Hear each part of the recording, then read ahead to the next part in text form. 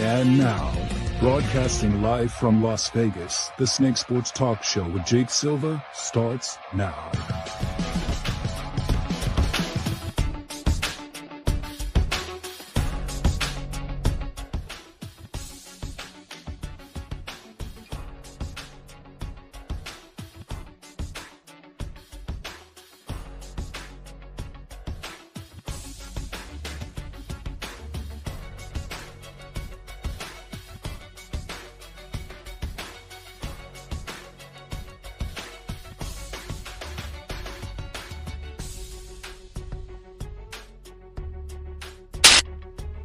What up?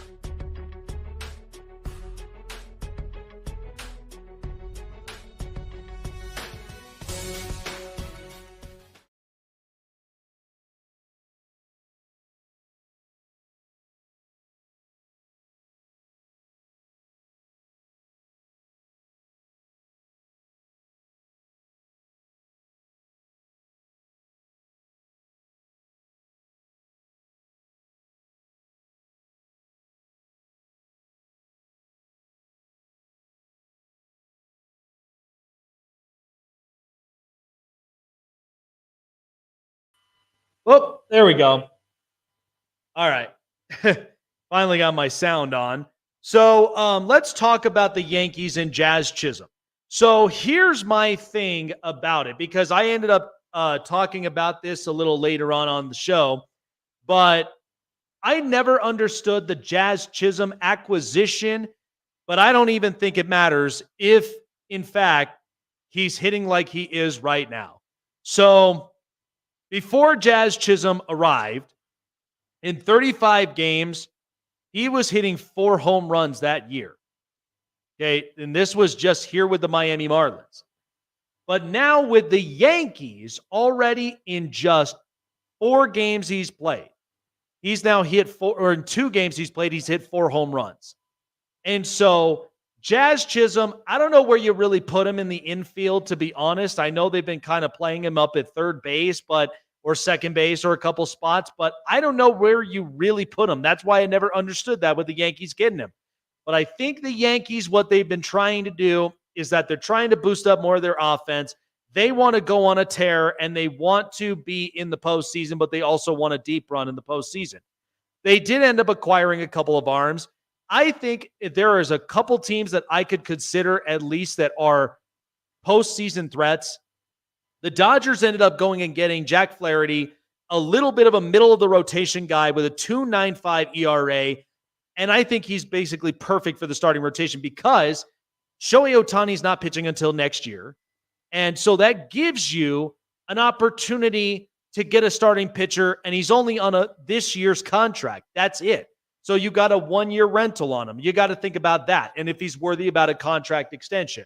Then they also get Ahmed Rosario, and they get Kevin Kiermaier. So they get more utility on infield and outfield, and they get extra bats in the lineup. So I like it. The Dodgers want to go deep. I'm not entirely sure about 2 teams, the Braves and the Astros, because the Astros gave up a ton of pieces to go and get Yusei Kikuchi in Toronto. I don't know how this will pan out for Houston at this point because they are leading the division. The Mariners ended up getting Randy Arozarena, and they ended up getting Justin Turner. They get a couple pieces, but this is where the AL West race is on. So the Astros, they go and get a starting rotation pitcher. Didn't really kind of get a whole lot, but they certainly gave up a bunch of prospects in the middle of this trade. I don't know how that's going to pan out for Houston. I don't know if this really is going to work out for them, but we'll just have to wait and see. The Braves, they go and get Jorge Soler back, the guy that helped hit the game-winning home run that determined the World Series championship. But not only that, there was not really a whole lot of pickups. They get Soler and they get Luke Jackson. They bring 2 guys back. But I don't know if the Braves, because they're decimated with injuries and at the same time there's a little bit of some inconsistencies, if they truthfully do have juice in the bats.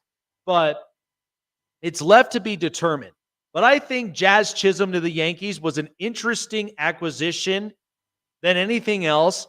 And he's already hitting up to 400 right now in just 2 games. Now, they played great against the Phillies. So the Yankees really took it to them.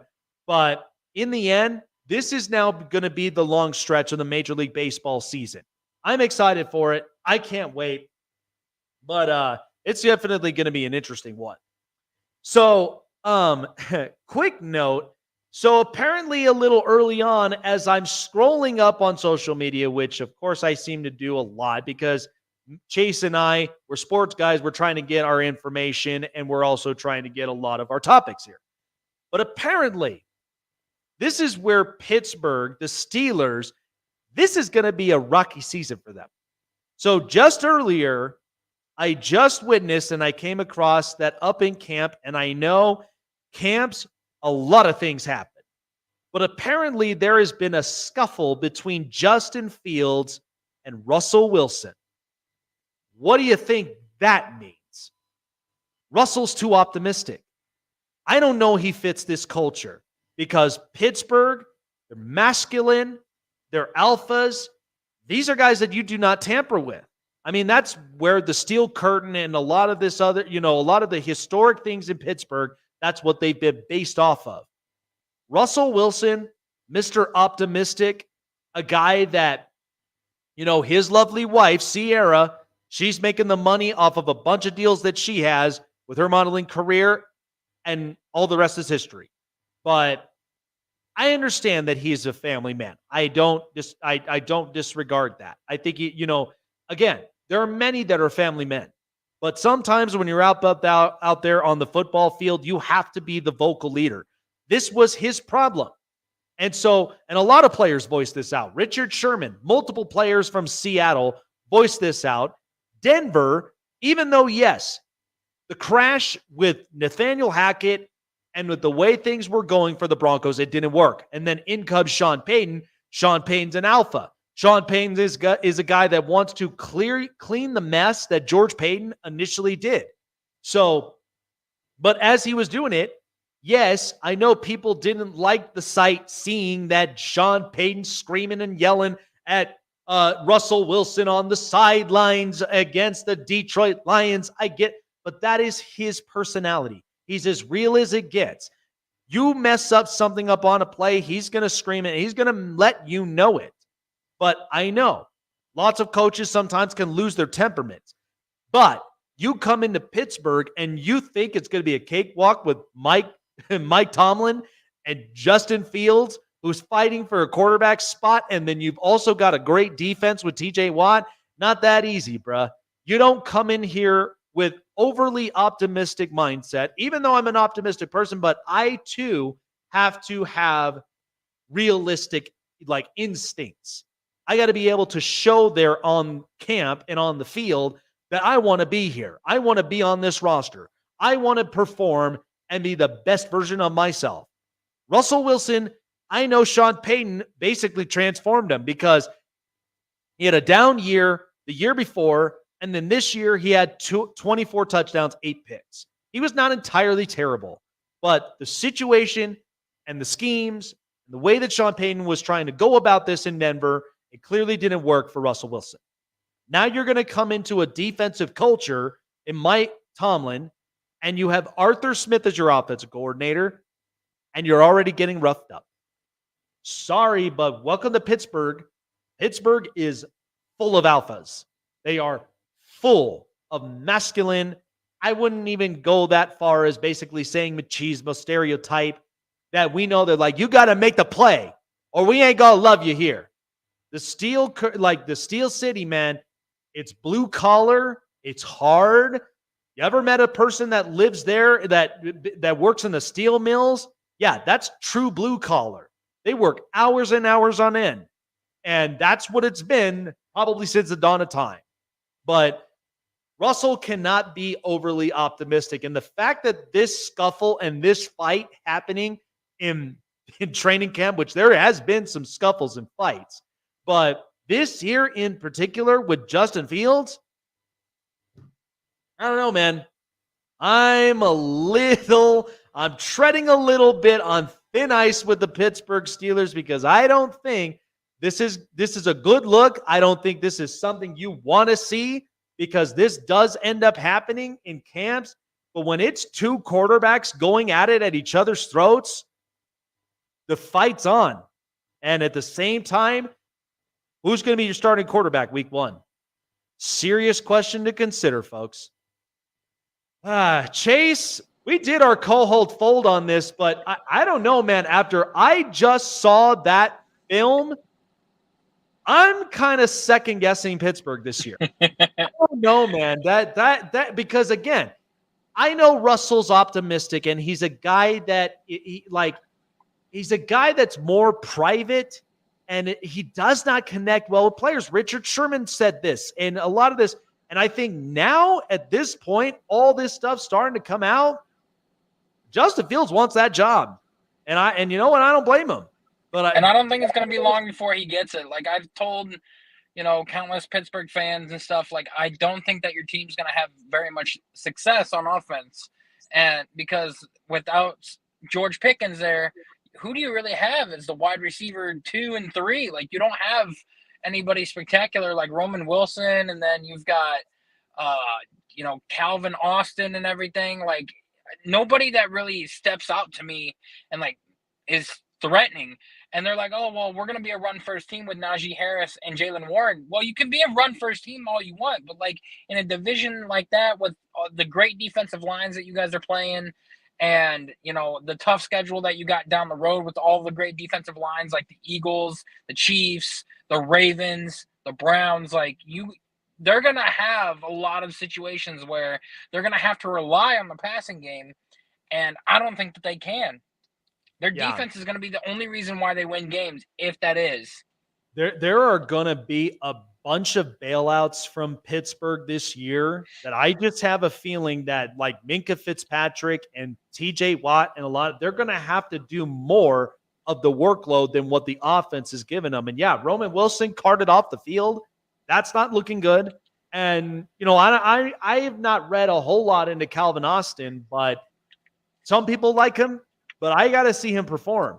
But at the same time, I mean, Justin Fields, he's coming off of his start of his career in Chicago.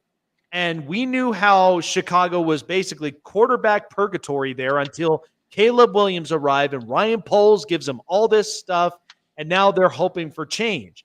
But he's got a serious chip on his shoulder. And if he thinks that he's going to tread the waters lightly, that's not the case. And I think that's one thing for Russell Wilson. And again, Sean Payton was able to make Russell productive, but he just could not fit the mindset of being that alpha, that leader, that vocal guy that really can man this team. And I think some guys were getting truthfully annoyed by the optimistic mindset. And maybe that's what ended up starting this scuffle. I don't know. Some things just happen with some kind of purpose here. Yeah, I did see the video where Justin Fields got hit and dragged to the ground. I just wasn't sure by who or like what happened or like what the issue was. Yeah. So it's crazy. And like the people of Pittsburgh are very passionate about their fan bases, hockey, baseball, basketball, and football. Like I made a video, talking about the best athletes in Pittsburgh and like what, like who is the best. And I said right now, Paul Skeens is the best, Pittsburgh athlete because of the accomplishments that he's been able to do just by his rookie year. And the fact that he is the most dominant at his position than what TJ is at his. And everybody's just like, no, it's TJ. I'm like, the accomplishments that Paul Skeens has been able to do in just his rookie year has outshined what TJ Watt has been able to do in the NFL. Yeah, no, 100%. And that's why, like, I just think that, like, this year with Pittsburgh, it's been hard trying to address the offensive line, but yet they go get Troy Fautanu, but they need more. They need more than that. They also got Frazier too. Zach Frazier out of Cal, I think, or no, it might have been West Virginia. He's also a solid center for them and everything. But then they got Broderick Jones that they had gotten last year, who is also going to be their left tackle this year, and then Troy Fatanu is going to be their right tackle, while Frazier's at their center. So they beefed up the offensive line a little bit, and it's going to be better than what it was. But I still do not have the confidence in Pittsburgh to function very well on the offensive side of the ball. I think if they do win any games, it's going to be on the backs of their defense, and that's going to be the reasons why. I just say get ready for an 0-2 start. The second I end up seeing the first 2 losses, because that's not going to be easy. And then not to mention you're going to be facing against a tough culture in Jim Harbaugh. Like, that's not good. And at the same time, you don't get this puppy rolling, Pittsburgh will probably be in deep trouble. And at the same time, I think this might be the year that streak snaps. I think this is the year that snaps. It's going to happen sooner or later. I just want to know when. And now I do believe personally that the year that streak ends is the year that we see Tomlin hang it up for his career. Yep. No, I completely agree. I think that's because he has talked about potentially retiring to go spend more time with his family and be a family man, because he's been doing this for 15 years now. Yep. Oh yeah. No, he's been doing it for such a long time. And again, it makes sense. No, it's just one of those things. I don't know how they're really going to play all of this out, but again, scuffles like this and then all this other stuff, that's not going to be a really good look, and it's not going to last very long. So let's go back and talk about baseball real quick, because the surprising move that I like is what the Guardians were able to do. They were able to get Logan Thomas from the Nationals as an outfielder. Lane Thomas as an outfielder from the Nationals, and a guy who could step into this lineup and produce right away. And the only thing that it cost us was our number 8 pitching prospect and our number 30 and number 32 prospects overall. And then we went and got Alex Cobb from the Giants. Yep. Just for a prospect to be named later. Now, don't be shocked if we end up seeing Josh Naylor, our first baseman, out the door in the next year or so, because Kyle Manzardo has been a dominant prospect, and he was MLB's number 7 prospect, and he is our number 2, and he's lighting it up down in the minors right now. He's batting a 358 average. He's hit 4 home runs or 5 home runs since he was sent down there earlier, and he's a first baseman. And the only other way that we can keep Josh Naylor in our lineup is if he's an everyday DH. And then our number 1 prospect, Chase DeLauder, the outfield guy, or the outfielder that we had gotten in the 2019 or 2020 draft, is now coming off an injury, and he has been lights out in terms of hitting. And now our first overall pick, Travis Banzana, just hit his first big league grand slam for the Akron Rubber Ducks and everything. So our organization is looking pretty damn good coming into the next few years, and I'm super excited as a baseball fan and as a Guardians fan to see what my team can do. But the moves that I was the most pleased with is what the Marlins were able to do, because not only did they get rid of quite a few players, but they got 3 of the top 10 MLB prospects in their organization right now. Yeah, no, they definitely were. They were on the phones, making phone calls, and they were certainly making moves. It was funny. I had seen a video of one of the content guys that's close with the Marlins. He spoke about it and said, this is the start of the era. Now, many people may not like this right now, but eventually this stuff is going to make sense. And they got a damn good overhaul of prospects. And even when they trade away Josh Bell And Jazz Chisholm, like I said, I did not understand that with the Yankees because where do you put him? Where do you really put him in the field? But the fact in 2 games, he's batting .400. He's already hit 4 home runs at that point, and the Yankees, they love their bombers. So he's already making an impact. And depending on how Josh Bell ends up favoring out, I mean, they made some great moves. They made some serious great moves. Yeah, and then like one guy I was very shocked to see that was still on his team was Mason Miller, the closer for the Oakland A's.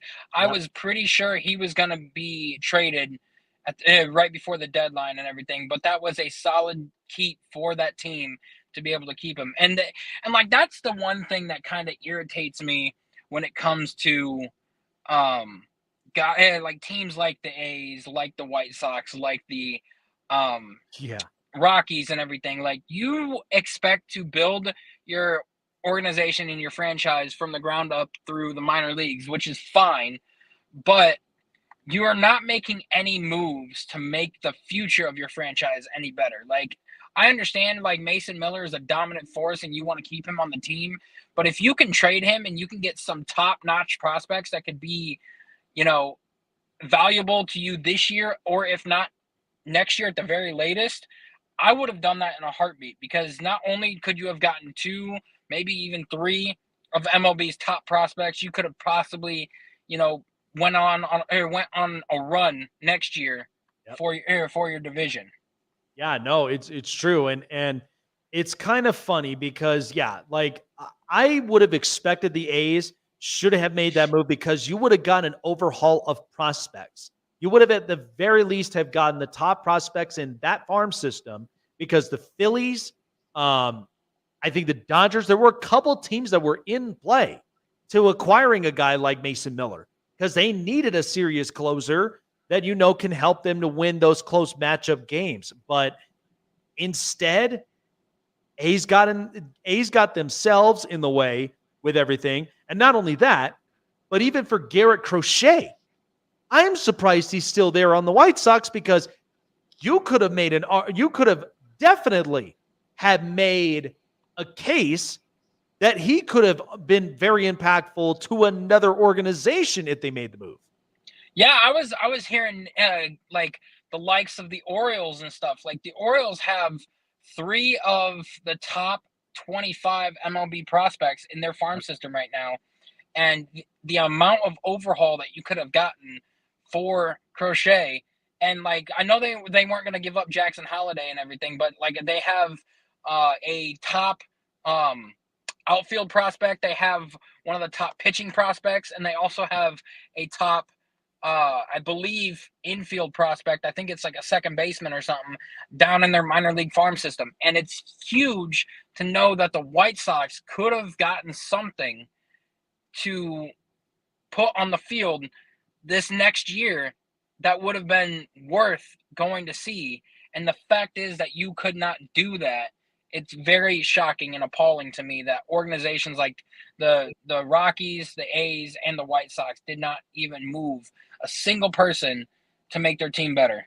Yeah, and I mean, the only thing the Rockies were only able to do is they traded away Beeks, that reliever that they had. That's the only move that they were willing to end up doing, and then that was it. So, yeah, Jalen Beeks. They move him to Pittsburgh. Pittsburgh ends up acquiring some pitching arms, but Pittsburgh's right in the mix of the wild card and everything, so they got a chance to get that final push. Yeah, you might as well. And you know what's interesting? I think really got some prospects. Toronto Blue Jays.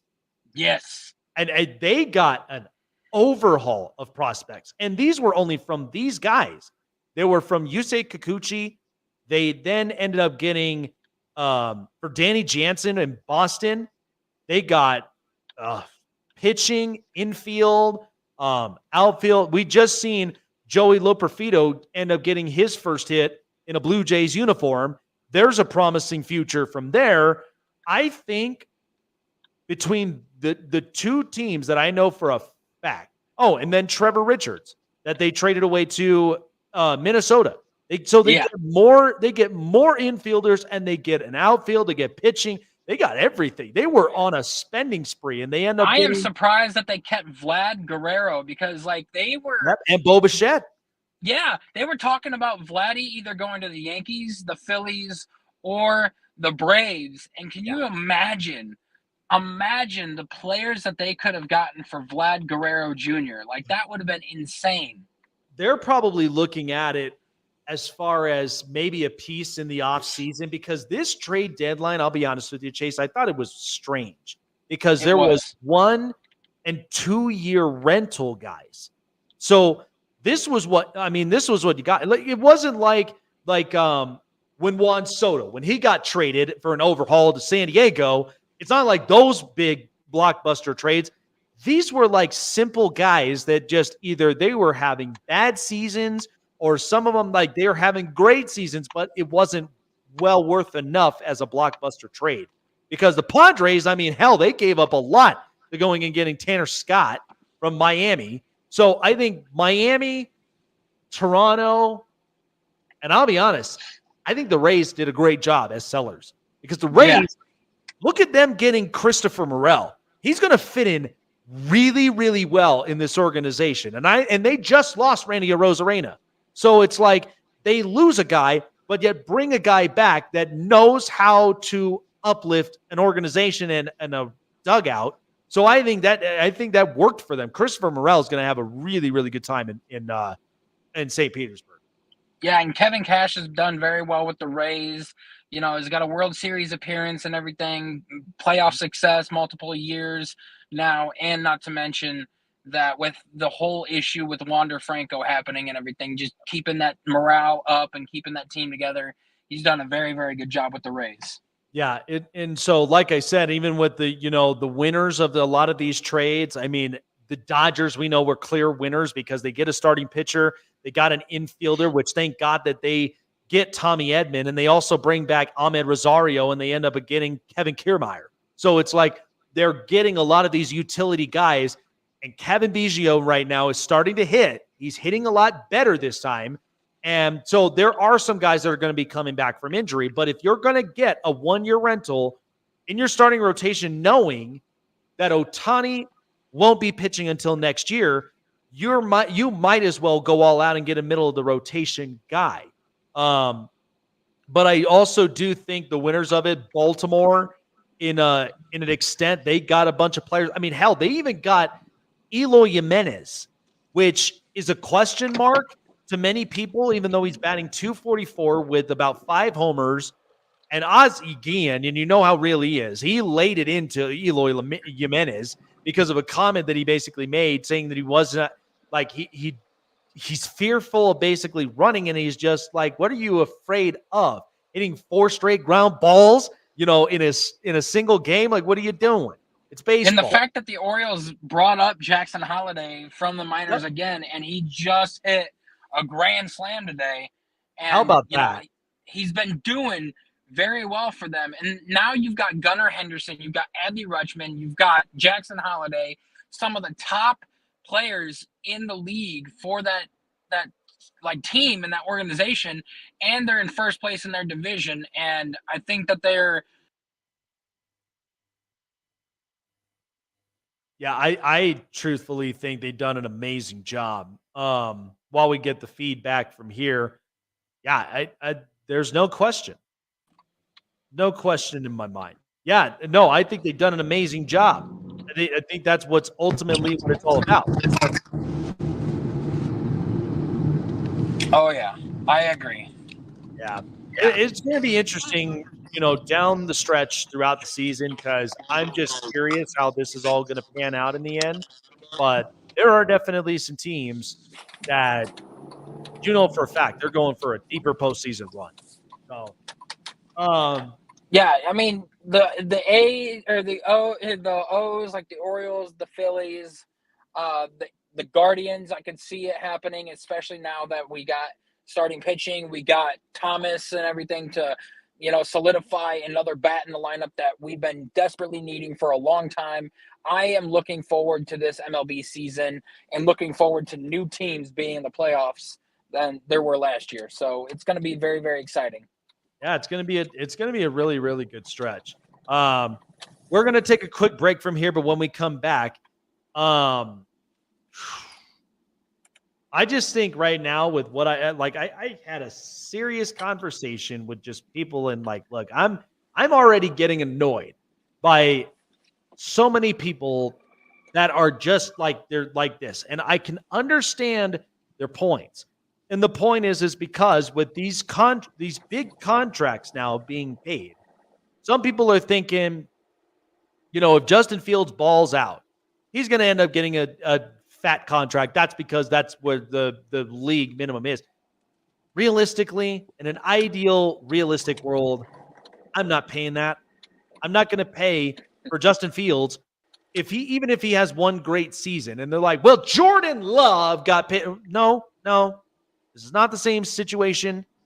This is one that, unfortunately, Chicago, that purgatory that they've had now for years, Jordan Love's is completely different. And again, every organization thinks differently. So it's not going to be, the same. And knowing Pittsburgh, they're a defensive culture. They're not big when it comes to a lot of their offensive pieces. We've seen what's happened with Le'Veon Bell and with multiple other offensive players. It don't work out for them that much. They're very defensive.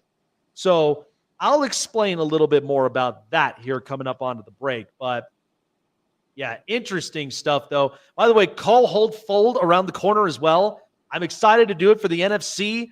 I know Chase is ready for a lot of these picks because the AFC we got some clarity on. The NFC is going to be really interesting this year. So I'm excited about that. All right. Well, like I said, kudos to our partners at BetUS because of what they've done with their recent contest.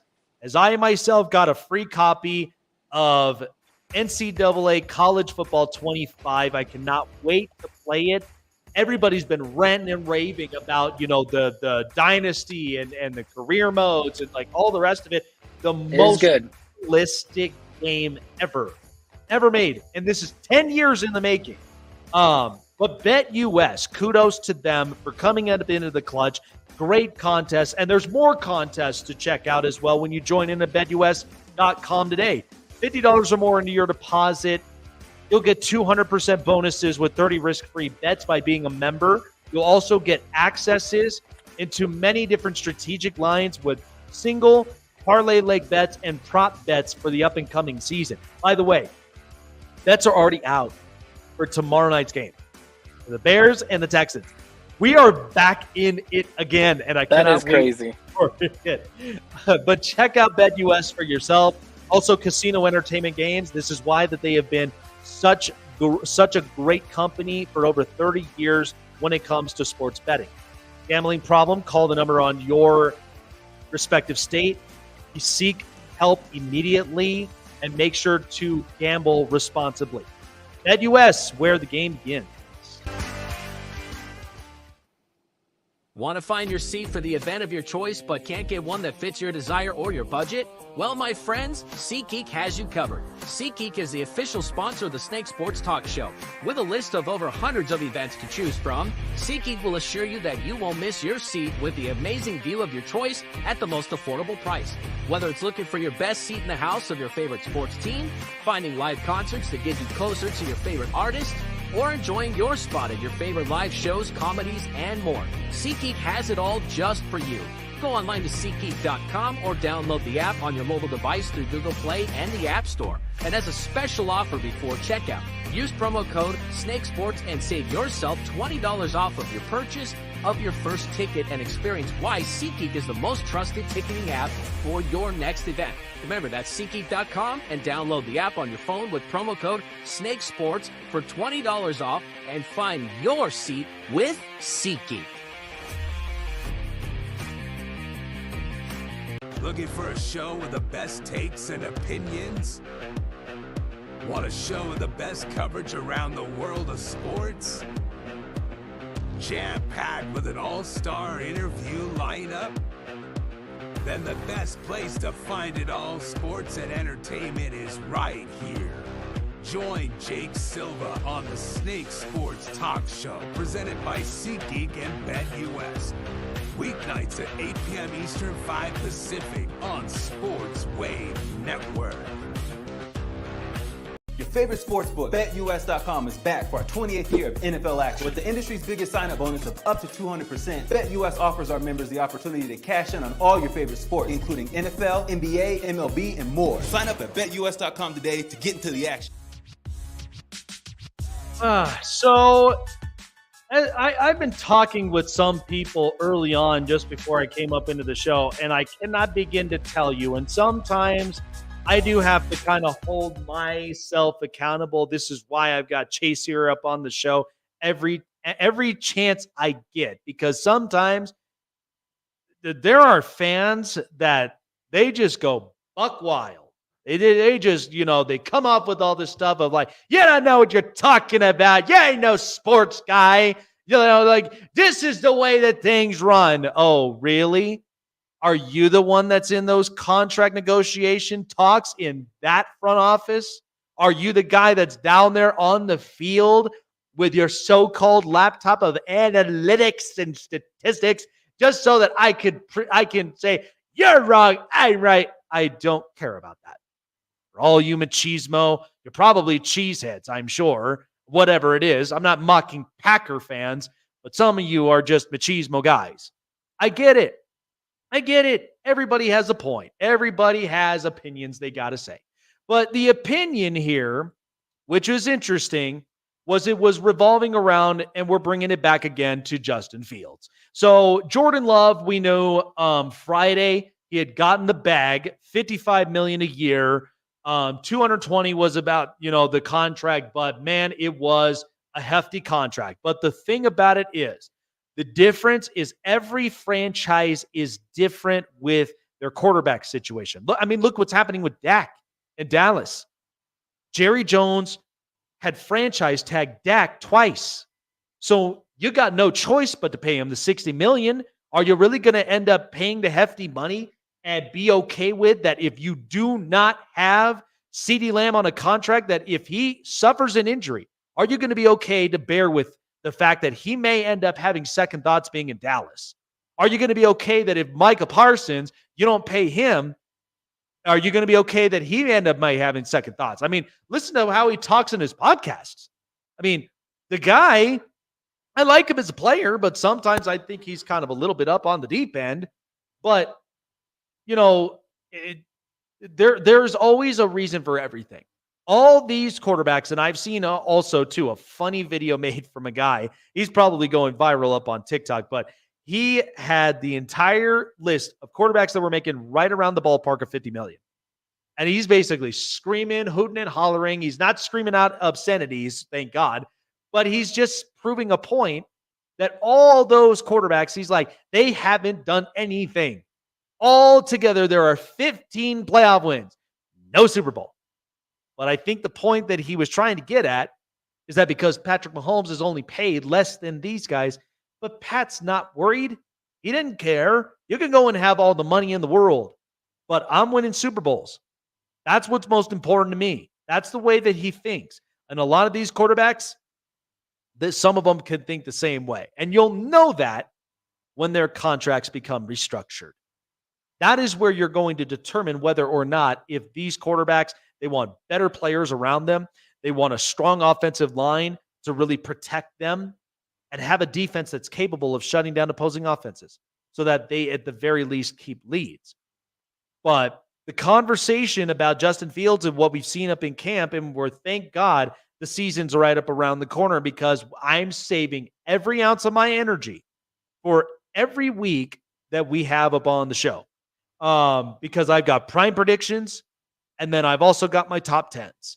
I'm going to have that for every time we check out we have an NFL season or an NFL week. All those are going to be bound to change. So let's take a look at Justin Fields. First round pick, 11th pick by Chicago. And somebody made the comment that if Justin Fields balled out, that he's going to get paid $60 million. You're telling me that I'm going to pay $60 million to a guy that in none of his career years, in 3 years since he's been in Chicago, he has only completed 61% of his throws, about average of 60% altogether. He hasn't even thrown for over 4,000 yards. Not once. All of his careers have been right around the 2,000 mark. That's it. You could tell me it's because, well, he's been under duress because Chicago can't. It don't matter. Justin Herbert's been on a lot of duress, but yet he's capable of throwing for over 4,000 or 5,000 yards. It doesn't matter to him. He's able to do the things that a quarterback is meant to do. Improvise. The other thing that you also got to consider, he has not thrown for more than 20-plus touchdown passes. In his career, he has 40 touchdown passes and 30 picks. 82 rating. You're going to be comfortable paying $60 million for a guy like that? Good luck. I wish that I could be that confident in having a quarterback who's only throwing 2,000 passing yards, even if he's under duress and even if he's in quarterback purgatory. But regardless, you have to improvise. I'm not paying $60 million a year for that. And let's go ahead and look at Jordan Love's now. So Jordan Love, because of just the careers that he's had and sitting behind Aaron Rodgers. Okay, Jordan Love, here's what's different. Rookie season, 58% completion, and only 2 touchdowns, 3 picks, but he's barely played. Why? Because of Aaron Rodgers. And in Rodgers' situation, he wasn't even going to end up getting to start. So in 22, he had 21 attempts, played at least in 4 games, 66% completion, only about 195 yards, 1 touchdown, no pick. So that was the only chance. He's gotten small amount of spurts of snaps at the quarterback position because that's either the Packers are experimenting on something or they're sitting Jordan Love because the fact that Aaron Rodgers, like Brett Favre's situation, this is what he came into. And so now you look at a full season, and here you go. 64% completion, 4,000 passing yards, 32 touchdowns, 11 picks, and a rating of 96. Do you honestly see the difference here? Justin Fields is not throwing for more than 2,000 passing yards. He's only gotten to 2,500. And at the same time, he hasn't thrown for more than 20 touchdowns, like passing as a passer. In this league, you got to be comfortable in the pocket. This RPO stuff doesn't always work unless you're Lamar Jackson, but you also have an arm. Like, it does not work. So go ahead and tell me I'm crazy. Go ahead and try to rip me a new one. I don't care. Like, that's the reason I'm having all these people like coming in, getting expertise insights. And if you want, I've got somebody who basically covers the Steelers. If you want me to get more and more in depth, like, wouldn't you like that? That's why we always find the silver lining from here. So, I mean, look, I don't know if we may have the time for news, to be honest, but am I crazy? Like, this people who honestly have the balls to say that if Justin Fields balls out in Pittsburgh this year, that he's going to get the fat contract like all these other quarterbacks. Come on. He hasn't thrown for more than 4,000 yards. He hasn't done it yet.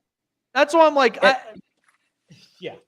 And I just think that Ryan Poles put him in a terrible, terrible situation to succeed in Chicago. A terrible offensive line, one good weapon, a head coach that is not the defensive minded, and an offensive coordinator like Luke Getsy that is just horrible. And you bring in Shane Waldron this year, you bring in Keenan Allen, draft Rome Odunze, pick up an offensive lineman or more offensive linemen and everything, like to help out Caleb Williams. They put him in the position to succeed. Now, as far as it goes with Pittsburgh, I think that Justin Fields already knows, and Pittsburgh already knows that they did not pick up the 5th-year option, which means that they're either going to let him walk after this season and let him test free agency and then go either re-sign Russell or draft another QB, or option number 2 is they either franchise Justin or give him a 1-year, like $15 million deal and see what he can do with a full season with Pittsburgh, better upgraded weapons, a much better offensive line than what he's had, and better running backs, and then, with Arthur Smith as the OC, and then they're going to go from there to see, because if he somehow gets on the field this year and plays and does well, they're going to sign him to a 1-year contract and be like, do it again, and then we'll talk a bigger contract after that. But I don't think that if he balls out for 2 years, I don't think it's going to be $60 million. I think it'll be roughly the 4 years, $40 million a season is what we're probably thinking, or even like maybe $38 million a season. That's what I'm thinking. Honestly, I could see him potentially getting a Baker Mayfield type contract. I think that's fair enough. Because, Baker got 3 years. And even with Tampa's smart enough. They got their offensive weapons. They know what they have. And they got younger on defense. So, again, every organization is different. The Chargers knew what they had in Justin Herbert. That's why they went and paid him the bag. He's the most consistent quarterback outside of injuries. And then, but everybody's saying Trevor Lawrence and Justin Fields or Jordan Love and Joe Burrow. But the thing is, Joe Burrow, his $55 million contract, then Trevor and Jordan Love's is because he's been to a Super Bowl. He also has playoff wins on his belt. And an AFC championship appearance, yes. 2 of them. Yes. And so it's worth paying the money. And they will figure all the rest of it out. And by the way, they went and got Geno Stone for their safety position. So they are figuring out some spots that they know they're lacking. Now, they will get a deal done. And you and I have talked about it with our good friends. But he's saying they're getting the deal done. I can see that too with Jamar Chase. But this Bengals team ain't going away, not for very long. But if Joe Burrow suffers an injury, there's a different topic to talk about now. But with that video that you were talking about, I ended up sending that to Tim and everything. And he's just like, let's have this guy just stick to being a plumber. But yeah. Between those quarterbacks, those 7 quarterbacks, you've got 3 Super Bowl appearances between Joe Burrow, Jared Goff, and Jalen Hurts. Yes. You've got 4 NFC championship appearances, 2 with Jared Goff, 1 with Jalen Hurts, and then 1 with somebody else.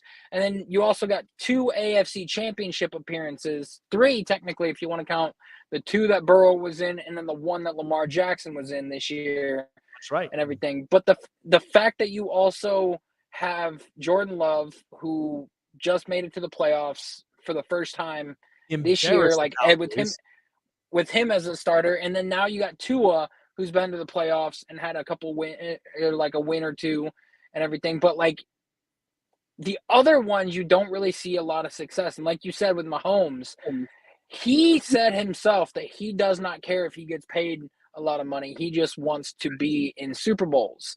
And he said that he gets his money from endorsements like State Farm and Subway and car commercials and everything. So he's okay with not getting paid as the highest paid quarterback in the league. Right. And it's doing the organization a favor. Hey, I want offensive linemen. Hey, I want offensive weapons. I need guys that I know that can stay consistent. And look at what they're getting. That's what smart organizations do. So I don't. That's why Tom Brady was successful. Yeah, this is why Tom's won rings. This is why Peyton Manning's won rings. This is why, a lot of the smart quarterbacks who understand and they get it, those are the ones that ends up winning Super Bowls. The ones that basically they impact a lot of their organizations. And so I will make the argument that I think because he has a new coach, and when people give him such disrespect and hate, watch out. Jim Harbaugh knows what he's doing. And I think here's the difference. Because Jim learned in his time in San Francisco, he was an aggressive guy. Like he was a big-time alpha. I think he kind of mellowed out a little bit in Michigan. If you actually think about it, he's learned a lot of it. Now, he's still the alpha in the room, but he's not as like, very fiery, like he's not as like. There's a difference though, because those are not grown men. Those are more like kids trying to become grown men. So he changed the way that he talked to them to fit the way that the system and the way that the program was. Now that he's back in the NFL talking to a bunch of grown men, he knows that he has to be a little bit more fiery and everything. He never had a single losing season with the Niners as a head coach. Yep. No, and he's never lost anywhere he's been at. San Diego, Stanford, Michigan. The only thing that he's ever had to deal with is Pete Carroll, Ohio State. Didn't matter who it was, whether it was Urban Meyer. But then once Ryan Day got up over there, things started changing. And then there was Pete Carroll in the pros. So, and then, of course, facing in a Super Bowl against his brother, John Harbaugh. So against one of the better defenses that he's ever played in his entire life. Oh, yeah.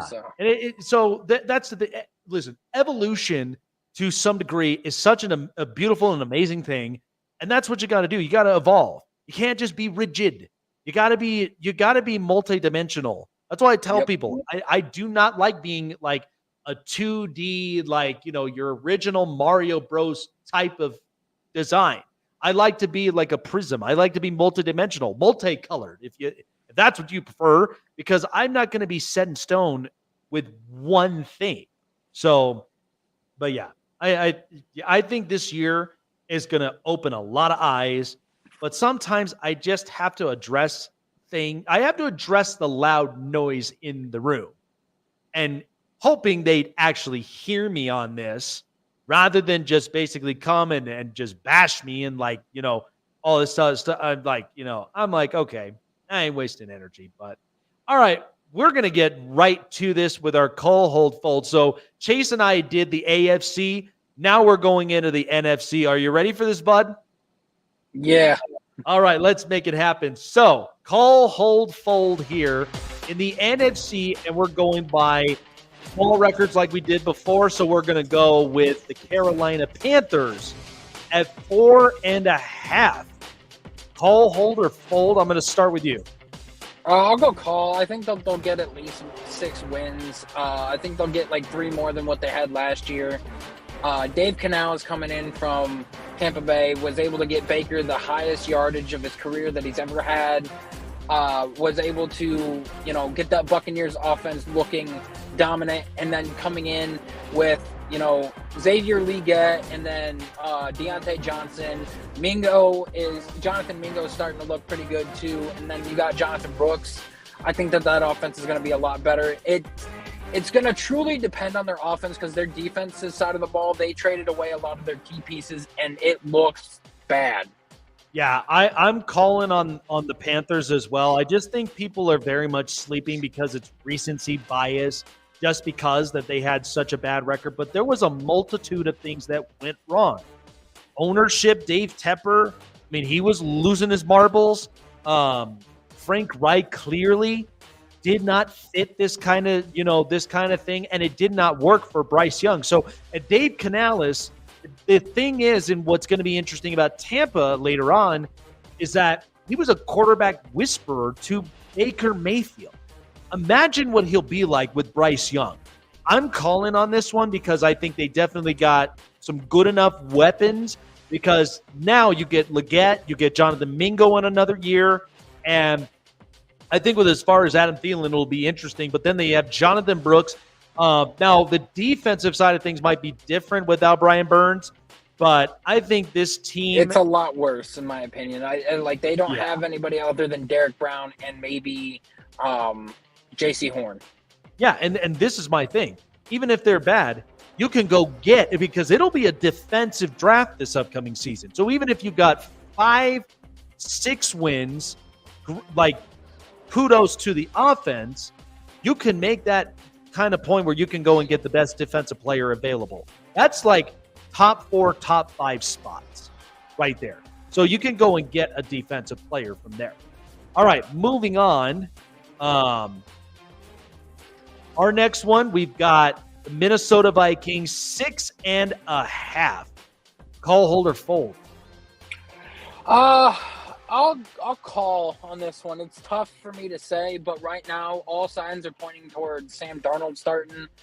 They said that J.J. McCarthy has not looked very good in terms of training camp, and like has underthrown Jay Jettis a little while and whatnot. But the defensive side of the ball, getting guys, like Dallas Turner to come in and whatnot to replace Danielle Hunter is going to help.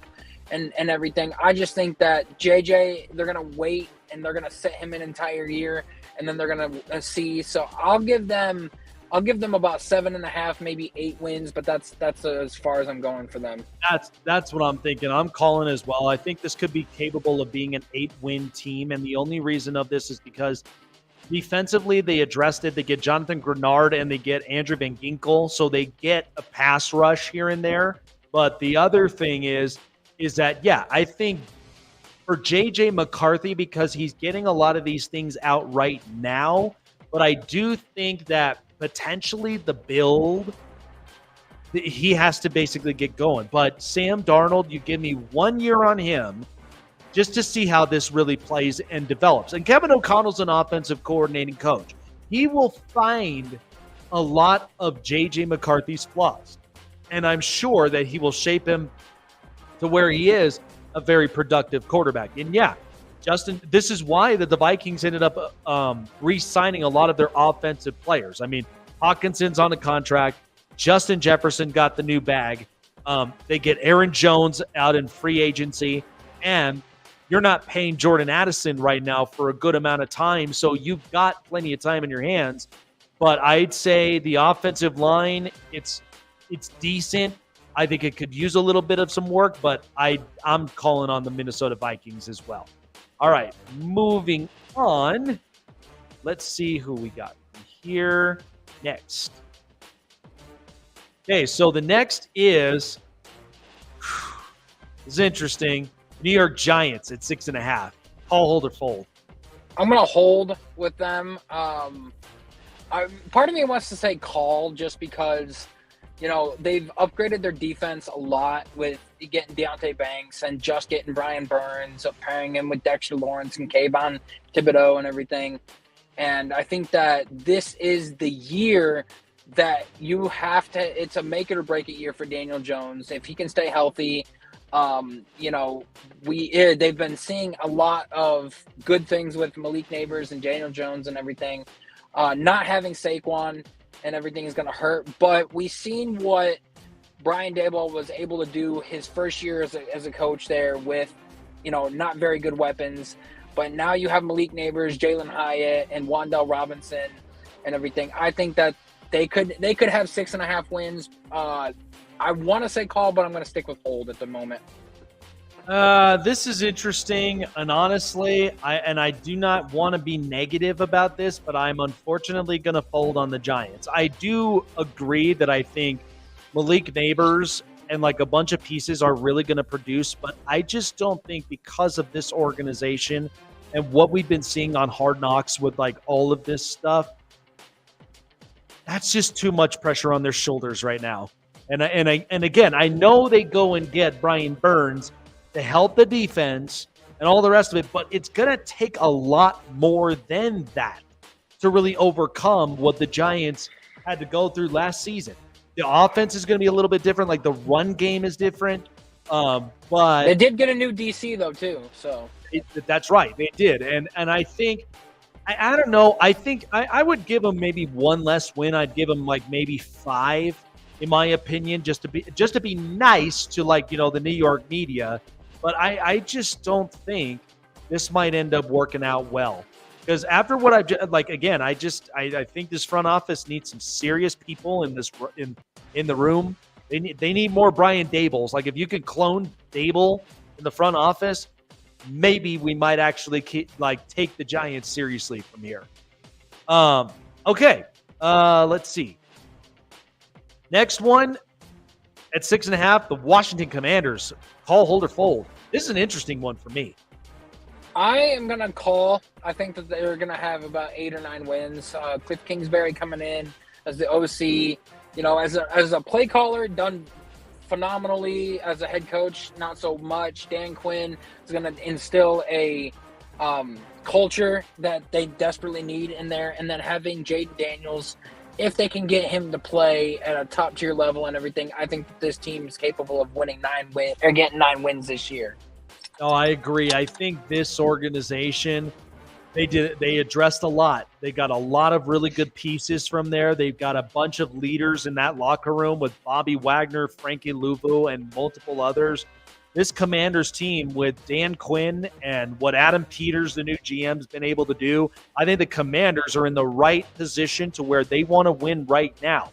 I think they can fight for that second spot against the Cowboys, but I don't know if it's going to really be a walk in the park for them. But I think Washington, people are kind of rolling their eyes with this team, but I think this team is very capable. And I mean, they flirted with the idea of getting Lamar Jackson, and now having Jaden Daniels there, you've got somebody of a similar caliber, maybe with a little bit of an arm. But I think this Commanders team is going to be very gritty. I think this is a team that is probably going to be one of my most interesting teams throughout the 2024 season. So I'm calling on that. The Seattle Seahawks, 7.5. This is interesting here. Call, hold, or fold.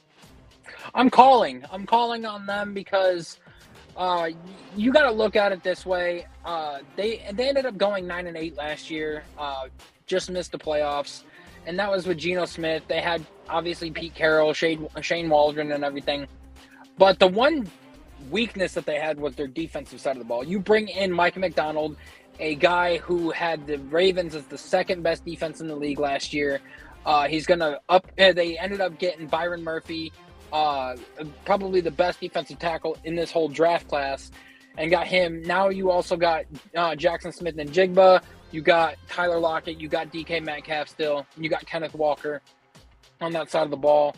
Nothing's going to change there. I just think that defense is going to be a lot better. And if they could get 9 wins last year, what's to say that they can't do that again this year with an upgraded defense? Oh, I like the thought. Me personally, I'm going to hold on the Seahawks, and the only reason of it is because I got to see the production from Geno Smith this year. Because if last year was an absolute fluke and the way that he ended up producing, then that's what'll change my mind. But if Geno hits a wall and in comes Sam Howell that they picked up on that trade with Washington, I'd say we are going to see Sam Howell play, because I think Seattle's kind of coming into a position where they've got a very good offensive core with Kenneth Walker coming back healthy. Zach Charbonnet is going to be another one that they ended up getting out of UCLA. He's coming into another year. But I got to hold, because I think usually when I see defensive coaches, what kind am I getting? I know Mike McDonald, a very defensive guy, will fix his part on the defense, but I have to see what the consistency of the offense is really going to look like. So I'm a hold for now on Seattle. But if they prove me wrong and they actually go on a stretch, I think it'll be an interesting team to watch throughout the season. All right, Tampa Bay, 8.5. Call, hold, or fold.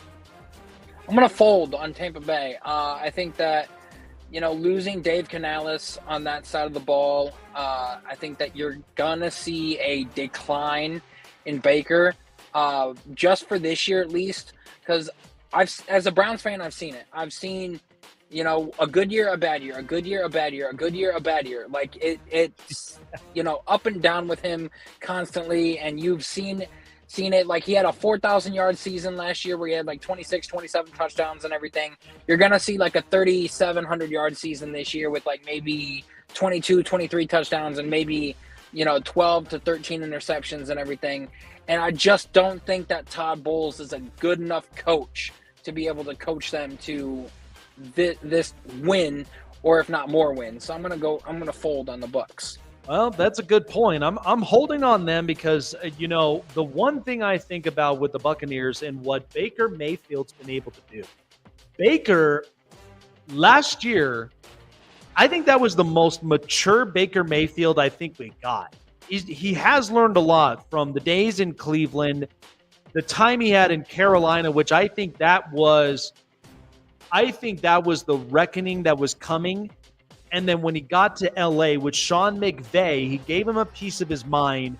And I think he's kind of refined himself. And they were a great story. They were a story nobody was talking about last year.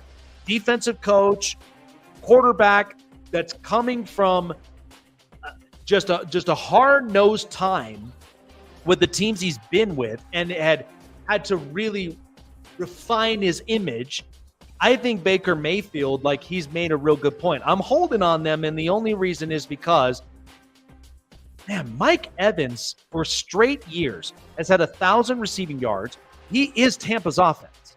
So I know there's questionable pieces there, but I think Tampa, because this is a team that's competing in this division now with Atlanta that just upgraded, Carolina that's also not going to be a team to sleep on, and who knows with the Saints with how Dennis Allen's really going to play this thing.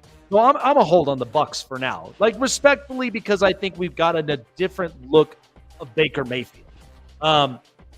Okay, here we go. I am interested in this one. The LA Rams 8.5. Call or fold? I'm gonna call on this one, like you are, because just the upgraded pieces. Braden Fisk coming out of Florida State, and then Jared Verse also out of Florida State to beef up that defensive line, pairing him with Byron Murphy from last year, and then another year with Puka Nacua, a healthy Cooper Kupp, a healthy Matthew Stafford and everything. I think that this team is going to look a lot better than what people are expecting them to be, and I'm expecting at least 10 wins with this team.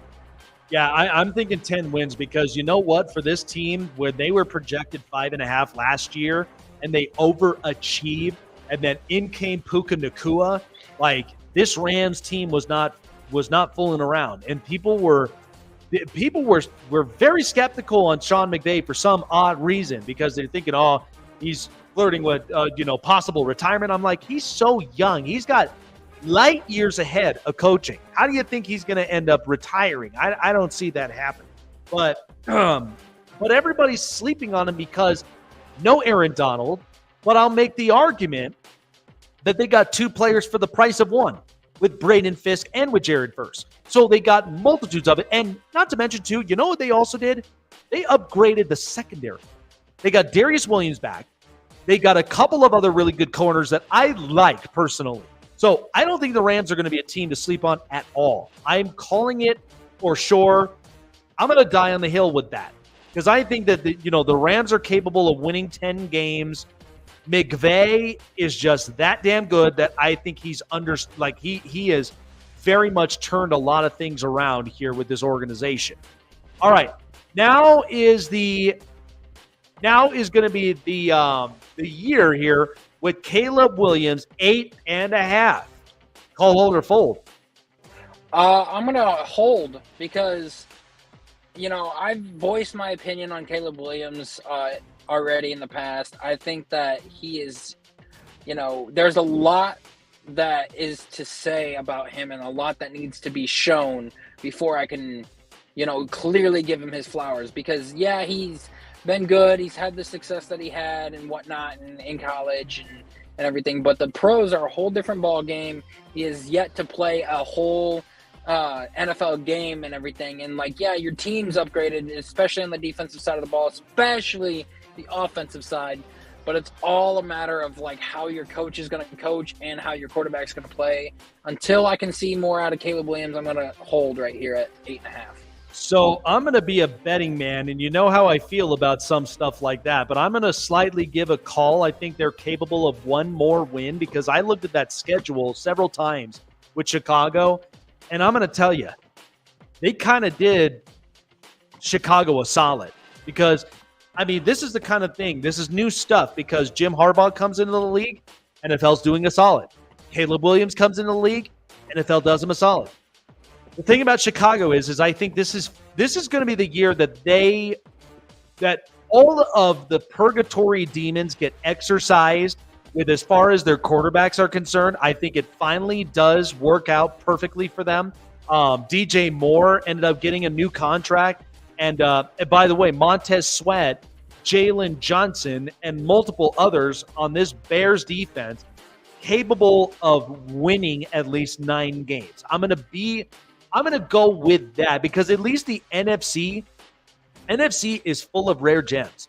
And they are full of competitive teams, at least in that conference, compared to compared to like what we see in the AFC.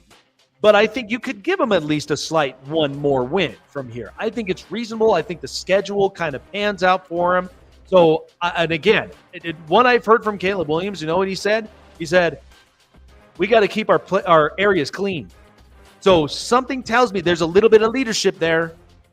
If he's saying that I got to have a clean locker room, we got to have a clean game, you know, there cannot be any room for mistakes. You could probably put a little bit of something up in there. All right. Next team, we're going with the Atlanta Falcons and Kirk Cousins, or shall I say Paul Crew Atlanta Falcons, 9.5 wins. Call holder. I'm going to call. I think that the Falcons have one of the better defenses in the league. I think that with, you know, Clint Kubiak coming over from San Francisco as their passing game coordinator and being their offensive coordinator, and, you know, you're going to see a big or no, sorry, it wasn't Clint Kubiak. It was Greg Robinson coming from the Rams and everything as their OC. That's who I wanted the Browns to get this offseason for their OC position, and I just think that him calling plays for them is going to be huge, and getting Kirk Cousins, a massive upgrade compared to what you had last year. I think that you're going to look well beyond 9 wins. You're going to probably look at 10 or 11 wins this year for them. So the Falcons, what they were missing was they were missing a playmaker at quarterback that really was accurate, that could distribute the football to a lot of their weapons. Now, they did end up upgrading and getting Rondale Moore. They ended up getting Darnell Mooney, and just to build the arsenal of weapons with Kyle Pitts and with Drake London. The offensive line also is a top. And Bijan. Yep, and Bijan Robinson. And finally, Bijan is going to get involved, because that was the problem, that was a knock on Arthur Smith last year, is because he did not use Bijan in the right spots. I think this time with Raheem Morris and Zach Robinson, I think they both are very, very smart coaches coming from an LA tree, that he trusts a lot of what Zach Robinson's going to do for that offense as a former quarterback. And Jesse Bates was arguably one of the best signings last year and played like one of the best safeties in the league. So they upgraded at defense. They fixed up some spots. I think this team is capable of, at least in their division and in the NFC, they could win 11 games. From the way I look at this roster and the way I look at their schedule, this is a roster that I think is capable of it. I'm going to call on the Falcons as well. I think this will be a very, very good year for them. All right, now we got to get to the hard-nosed question. The Dallas Cowboys, 10.5. Call, hold, or fold? Oh, I'll give them hold, just because, like, I wanted to say fold, but I'll give them hold because they didn't do anything to upgrade their roster at all, like, except for Tyler Guyton, their offensive lineman, and that was even a reach at their part. They didn't add another offensive playmaker to go opposite of CeeDee Lamb when you had guys like Adonai Mitchell available on the board. You had is Xavier Worthy, because the Cowboys picked before Xavier Worthy. You had, Ricky Pearsall still available. You had weapons available, and you decide to go offensive line, and then there was also running backs available, and you decide to go with a aging Zeke Elliott and everything. And then on the defensive side of the ball, you didn't improve much there. So I'm going to stick with the holding on this part. I don't think that they're going to have very much success this year. I'm holding as well for Dallas because there are so many question marks. Do you pay Dak? Do you pay CD? Do you pay Micah? Trayvon Diggs is coming back from an injured year. And then after we saw with Deron Bland, interesting with the secondary. Now, the reason I'm holding is because I'm not underestimating with what Brian Schottenheimer literally has done with this offense and what Dak has been able to do, because that's 2 straight years of 12-5 records.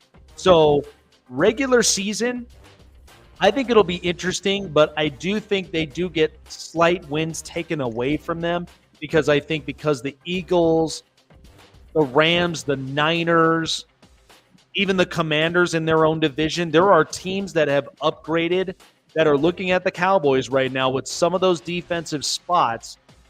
And I don't know if this is honestly going to end up looking the same, but I'm going to do the same thing. I'm going to hold on the Cowboys as well. Now we've got the Detroit Lions. What a magical season it was with them with Dan Campbell. 10.5 wins, call, hold, fold. I'm shocked that you have him on hold because I am going to call. They ended up having 11 wins last year. They ended up bringing back the exact same coaching staff, Ben Johnson, Dan Campbell and everything, signed Jared Goff. And then they upgraded on the weakest part of their team this offseason and bringing in Terrion Arnold as their corner and, a couple other defensive pieces that they were missing. And not to mention that they got Amon-Ra coming back fully healthy and everything. I could see this team winning like 12, maybe even 13 games if they really put their mind to it and everything. I'm just shocked that you have them at hold. So the reason I have them at hold, this might surprise you, but have you seen their schedule this year? So last year, they were off on a great start, and Ben Johnson was really, really good at manning that offense. And Jared Goff, many people make the knock. When Goff's offensive line is healthy, keeps him intact, and provides a much bigger protective pocket, Jared Goff is a great quarterback.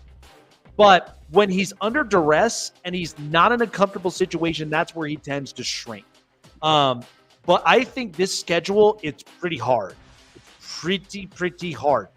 Teams are now starting to look at Detroit right now like they're on the radar. But the other thing that I'm also taking the takeaway of is what happens if Aiden Hutchinson gets hurt? Who is my secondary pass rusher? That was one thing that I think Brad Holmes. That'd be DJ Reader. Yeah, well, and this is the thing. DJ Reader even being a nose tackle up on there, I don't have a secondary edge rusher on the side, to really kind of light things up. So I think that was picked up somebody. I just don't remember who it is. I can't remember off the top of my head who they picked up, but I know that they picked up a good, solid backup, a good solid secondary piece to their defensive line on their edge rusher. I think that he's going to be a good opposite to Aiden Hutchinson and everything, but I just don't remember who it was. Yeah, and I just think because teams now have him on their radar, it's going to be a lot tougher. It's no walk in the park at all. So I'm going to hold on. I'm going to hold on the Lions for now. Doesn't mean I don't have any love for the Lions. They've done such an amazing job this past season, but I'm going to hold for right now because I have to see with the strength of that schedule if they're picking up right where they left off from last season. Okay.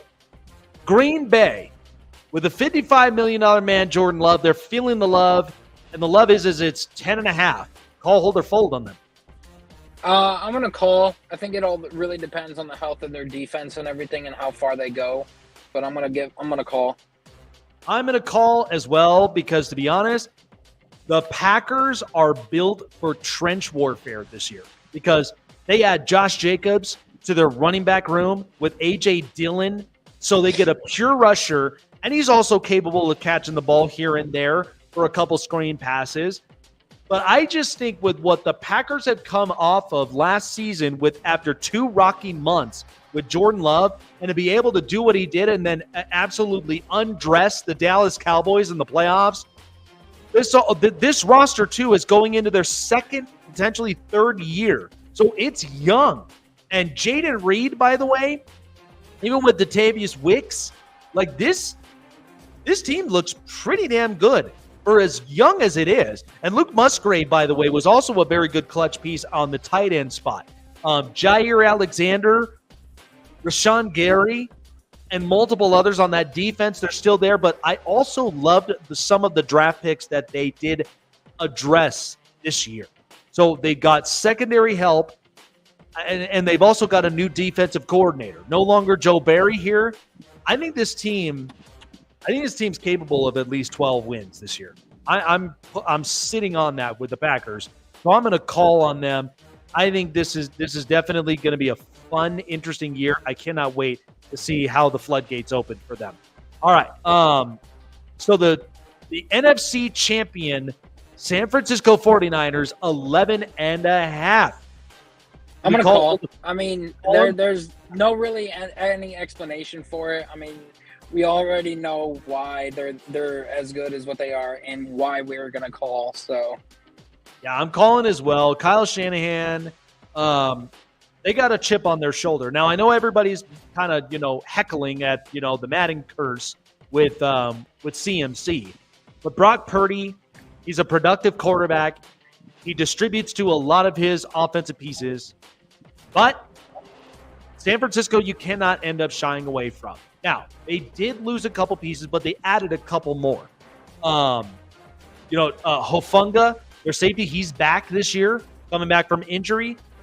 Now, Ricky Pearsall is starting on the PUP list, but I'm optimistic thinking he could be interesting. Now, if he hits, this will be interesting to see what the long run will be for their receiving room and how they really address this stuff. But San Francisco, they're smart. I ain't sleeping up on it. I'm going to call for them. I think they could definitely win 12 games again. All right, let's see. I think we have one last – oh, that's right. One last team we never got a chance to really break down. The Arizona Cardinals, 6.5. Call, hold, or fold? I'm going to fold. Honestly, I think that they're going to do a little bit worse, maybe like one less win, because they got a medium of the pack schedule. Kyler Murray coming off an injury. I don't know how well he's going to play for a one full season, and you didn't really upgrade the offense very much. You got Marvin Harrison Jr., and that's it. Like, you don't really have anybody that scares me on that offensive side of the ball. And then the defensive side of the ball, yeah, you upgraded a little bit, but not too much. I don't really see them having a lot of success this year as well. So I'm going to slightly call and give them 7 wins up on here. And the only reason is because Trey McBride, I love him as a tight end. That guy, I think for fantasy owners, he's going to be a top 10 tight end that you're really going to want to pick up on your fantasy list. They do have Michael Wilson, who I did think stepped up in a big way. So having Marvin Harrison Jr., another weapon for Kyler Murray. And I agree with you with the offensive line. It's tacky. I'm not sure how much I trust them, but I think defensively, the one thing I can take away from this is that Jonathan Gannon played a lot of gritty football. He called up a lot of games where the defense was showing up in some of those games. It may not look sexy on paper, but these guys were playing. They were definitely playing. And I think Arizona, to a slight degree, I think they're going to be capable of at least 7 wins. I'm going to give them that because they're going to go into the draft, and they're definitely going to have to upgrade a defensive piece, maybe upgrade an offensive line, but that's kind of my takeaway up from that. But I like it. I'm almost thinking I might have missed a team. Did I miss the Saints? Yes, you did. Oh hell! Now, you see, this is why I'm like, oh dear God. Let me see if I can pull this up. I am going to go ahead and fold on the Saints for 6.5 wins. I just don't think that they're gonna. I don't really have any confidence in the Saints team. Like, yeah, they got Chris Olave and Alvin Kamara, but Kamara hasn't been the same since he's been ever since that, like, spectacular season that he had. And Derek Carr can't stay healthy. Dennis Allen is a horrendous head coach and everything. And I just don't trust the offensive side of the ball. And you got an aging defense. I'm gonna fold on the Saints. Okay, yeah, I think I folded on the Saints as well at 7.5. And the only, Dennis Allen is winning 35% of his games as a head coach, and Mickey Loomis hasn't quite figured that out yet. He still has a job. Like, how? How could you possibly end up doing this? Defensively, I mean, Demario Davis, Marshawn Lattimore, and Cameron Jordan, I mean, they are the pivotal three to make up for this defense. And I know the Saints are very much a defensive team. But offensively, I mean, Rashid Shaheed, they have no Michael Thomas anymore. They got Chris Olave is clearly the number one. But yeah, Derek Carr, inconsistencies. And I don't even know if Spencer Rattler will hit. That's the other thing, too. I could see this situation where it gets so bad that Dennis Allen, hopefully, if he gets fired, then I could think differently about the Saints. Because then they're going to go and look into offensively with Derek Carr's inconsistencies and see exactly what Spencer Rattler's got at camp. So this is what's nice about preseason. But, at the same time, the Saints, clearly not the same team for the last few years, but this is also not a team that I could consider is very, very, intimidating in my opinion. But so I'm folding on that. But okay, at least we were able to get the Saints up out the way. I was glad about that because, like I said, it's so funny because I thought I had them, but this just tells you how much I question so much of their coaching staff. I like their coordinators. I just don't like their head coach. I think the head coach is the most pivotal part of the offense for the Saints and just the team in general. And I think that they've got an aging roster. They're in cap hell. I think that what they need to do is they just need to hit the reset button on the whole franchise and start from scratch because, when you got a head coach of Dennis Allen's caliber and then a, roster where you can't even pay to bring in some top free agents because you're, trying to get under the salary cap and everything each and every season. I think that what you should do is you should start looking at trading pieces like maybe a Cam Jordan, maybe a Marshawn Lattimore, maybe, the likes of Alvin Kamara to try to get some draft picks, to try to, reset the market, reset this team, and start from scratch, and then go from there to see what you can do. Yeah, absolutely. And yeah, they need something to get them going, and at the same time, really build up this team because it's not the same.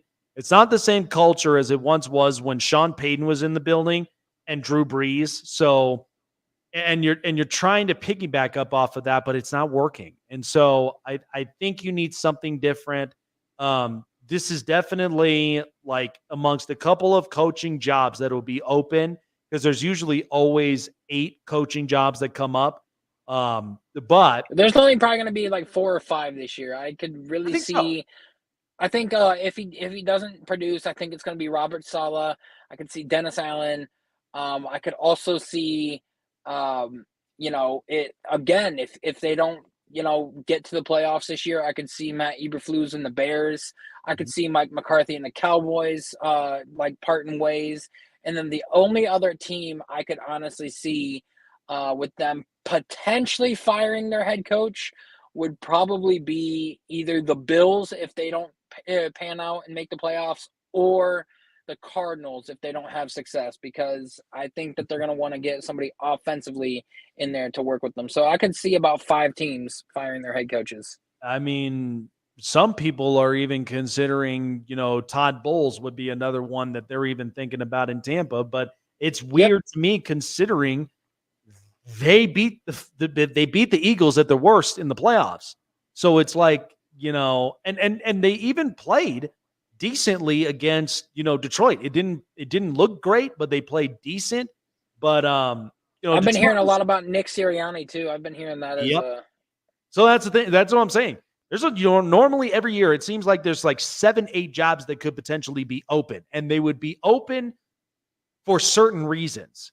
Either you're not performing at the best, or something somewhere on either side of the ball is so inconsistent that this is what's killing the team.